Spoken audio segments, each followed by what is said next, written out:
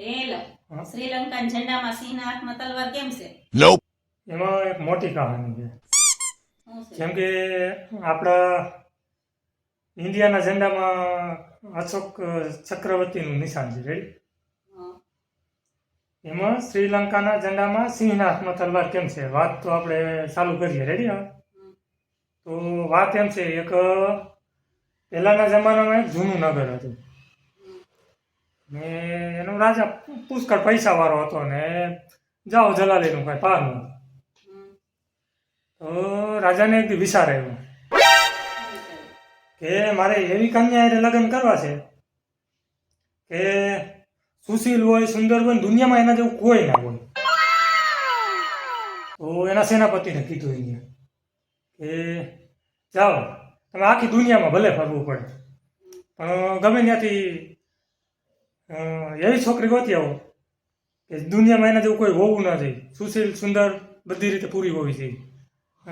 તો પછી Huh? રાજાએ હુકમ દીધો અને પછી સેનાપતિને એ બધા હાલતા થયા ને એ ગોતવા ગયા. હમ.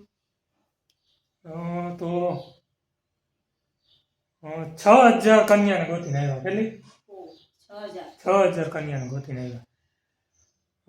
અને બધીને લાઈનમાં ઊભી રાખી દીધી ને સભા ભરાણી ને રાજા આવ્યા. હમ.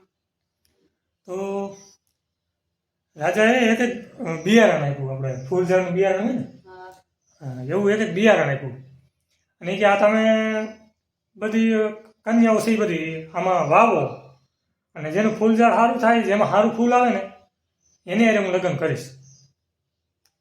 એટલે રાજા તો એની વાત કરીને વયા ગયા અને કન્યા એ બધી એની રીતે ફૂલઝાડ વાવવામાં વર્ગી ગઈ. પછી થોડોક ટાઈમ ગયો અને રાજાએ હુકમ આપ્યો કે જે જે કન્યાને આપણે બોલાવી હતી અને ફૂલઝાડ વાવવાનું આપણે એને કીધું હતું એ કન્યાને પાછી ભેરી કરો અને કેનું ફૂલઝાડ સારું છે એ મારે જોવું છે. તો રાજાએ છે ને બધી કન્યાઓને ભેરી કરી Nope. અને એમાં એક કન્યા ન આવી. 5,999 કન્યા આવી, એમાંથી એક ના આવી. કેમ ન આવ્યું? તો રાજાએ પૂછ્યું કે આ એક કેમ ના આવી, જેમ તેમ મને પ્રશ્ન કર્યો એમ નહીં આવી. તો સેનાપતિને કીધું કે ભાઈ આ જે કન્યા આવી નથી એને તમે બોલાવી આવો, એનું ના આવવાનું કારણ શું છે? તો પછી પ્રધાનજી ગયા અને તેડી એવા કન્યાને હામી રાખીને રાજાએ પૂછ્યું કે આ 5,999 કન્યા આવી તો તમે કેમ ન આવ્યા અને તમે કાંઈ ફૂલઝાડ કાંઈ વાવ્યું નથી, આ બધી કન્યા એ બધી વાવીને આવી.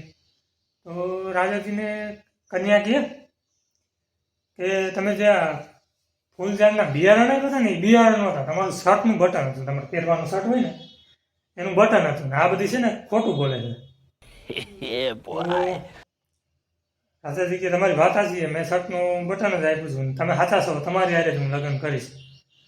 તો પછી એ બધી વાતચીત થઈ ને રાજાએ લગ્ન કર્યા અને ઘર સંસારે સારી રીતે હાલવા માંડ્યો હતો.